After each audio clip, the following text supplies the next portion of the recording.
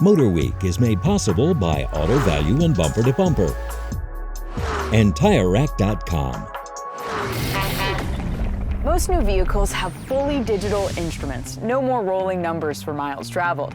But did you know odometer fraud is still a very real thing? The National Highway Traffic Safety Administration estimates that more than 450,000 vehicles are sold each year with false odometer readings. A key way to spot fraud is by examining a vehicle's wear and tear. Check tires, paint, and even carpeting. Do they look appropriate for the amount of miles? Also, look for discrepancies on the title and any maintenance records that might indicate deception. It's harder to detect when a digital odometer has been tampered with, so verifying a vehicle's history is vital to spot fraud.